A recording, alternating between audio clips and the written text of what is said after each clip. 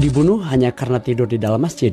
Kemarin ada suatu berita yang sangat viral, dan berita ini adalah suatu aib yang sangat memalukan bagi kita semua orang Islam di seluruh dunia.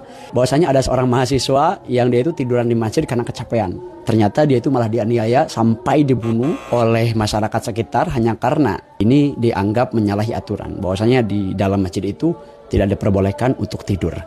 Di sini saya mau membahas tentang hukum fikihnya. Bagaimana hukum orang yang tidur di dalam masjid. Di dalam kitab Hasyiah Jamal itu disebutkan bahwasanya tidur di dalam masjid itu diperbolehkan asalkan orang yang ini tidak dalam keadaan junub.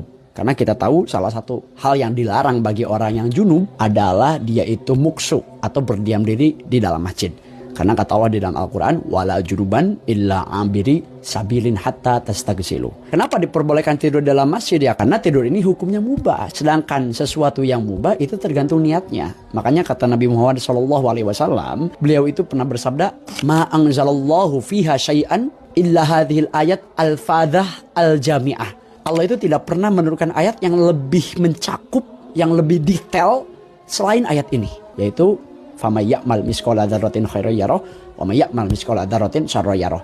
Kebaikan sekecil apapun atau keburukan sekecil apapun yang kita lakukan itu pasti ada balasannya. Artinya apapun niatnya kita, kalau misalnya menggunakan hal yang mubah itu niatnya untuk kebaikan, maka itu akan menjadi pahala.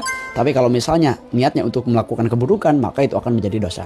Ya contoh kalau misalnya kita tidur ya karena untuk menjaga diri kita sendiri. Sedangkan menjaga diri itu adalah kewajiban di dalam agama. Berarti ya kalau misalnya kita tidur niatnya untuk gitu, apalagi tidurnya ini karena kecapean setelah belajar atau usaha, maka insya Allah tidur ini akan menjadi pahala.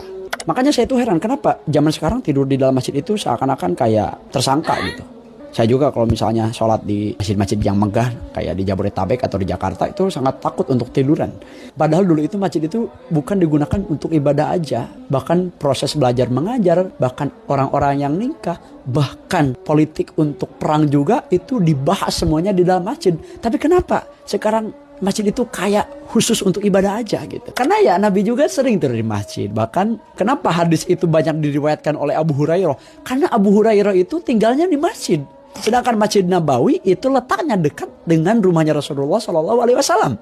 Makanya riwayat yang paling banyak diceritakan di dalam kitab hadis itu adalah riwayat dari Abu Hurairah. Karena beliau itu termasuk dari Ashabus Suffah. Ashabus Suffah itu orang-orang miskin yang oleh Rasulullah diberikan fasilitas. Mereka itu boleh tidur di Masjid Nabawi. Bahkan di dalam kitab Sirajul Munir itu mengatakan bahwasanya ketika Allah mengatakan maka nalil musyrikin ayyamuru masajid Allah, kata beliau diperbolehkan orang musyrik masuk ke dalam masjid dengan syarat atas izinnya orang Islam.